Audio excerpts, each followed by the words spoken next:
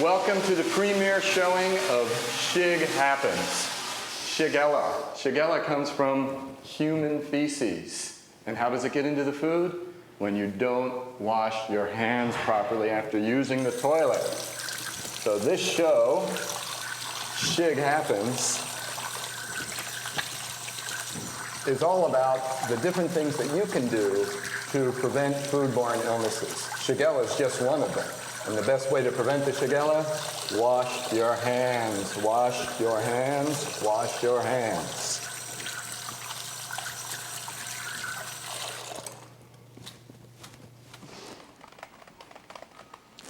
Oh, I just received an email from Ed in Kalihi. Ed asks, is it safe to leave the grill dirty since you'll be heating it up and burning everything off the next time you cook on it? Good question, Ed. The fact is, the ants, roaches, rats, maybe your dog or cat are going to eat all the goodies off of it anyway. Oh, honey, I don't think so. You know it's going to be hot. It'll be sterilized just by the fire, for heaven's sakes. I don't think you should bother with that. I have the same answer for you, Ed, as I have for my wife, Alice Ann. Have you ever heard of the term cleanliness is next to godliness? Okay, so two answers to this question, Ed. The first is, if you're cooking for your drunken buddies, it's preferred that the grill is dirty. However, if you're cooking for your family, then it's a really good idea you use a stainless steel brush. Now this one's pretty ratty because I've been using it, but it is stainless steel so you can see it has not rusted out. And that's really important here in Hawaii. So you heat up your grill, you scrape it down, you let it continue to cook, and then you take a wet towel and you can wet it.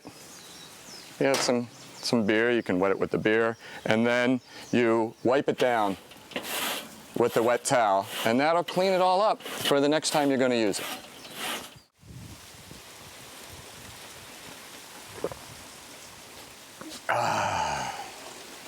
And now for Chef Henry's top 10 rules for surviving Labor Day. Number 10, if you light the charcoal and it doesn't light, don't ever squirt more lighter fluid on it.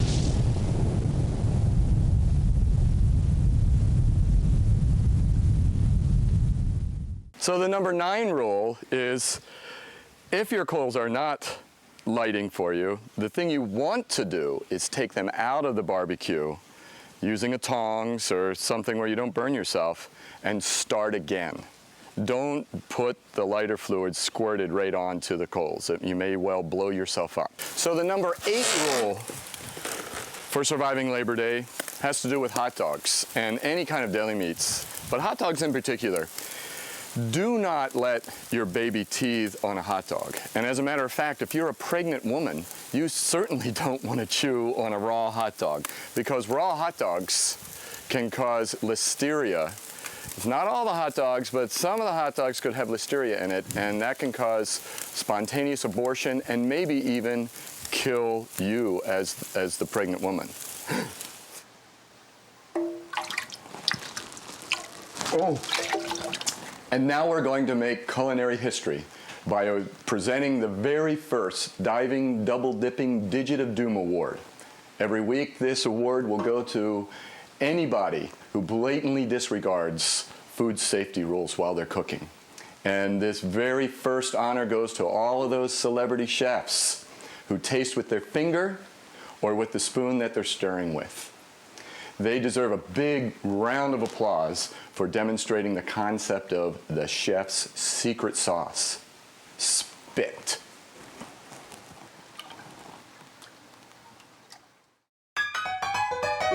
Diving Double Dipping Digit of Doom Award.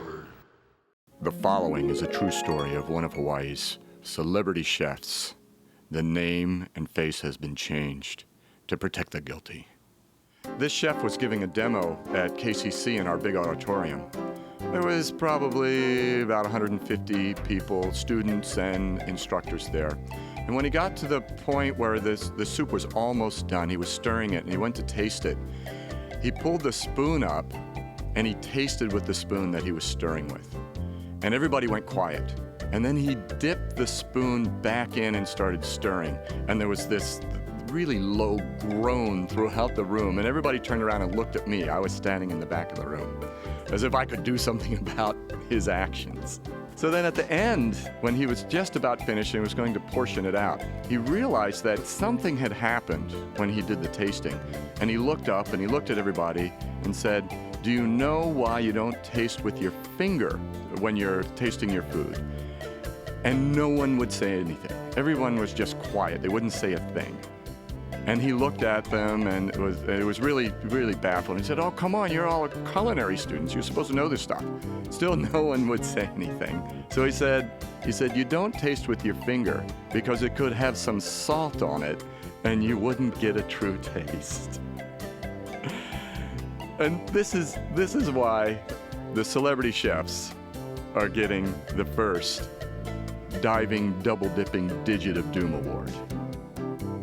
More next week. Come here, Molly. Come on, bring it to me. Oh, good girl, good girl. You ready? Okay. Oh, what a catch. Okay, so now this brings us to our number 7 rule for surviving Labor Day, and that has to do with taking food to eat yourself. Do not stick your hand into the food. There's no telling what might be on your hand. So what's a good idea is to portion some out for yourself in a separate plate. Don't contaminate the whole supply with your dirty hands. That way you've got some for you and you haven't contaminated everything that's in the cooler.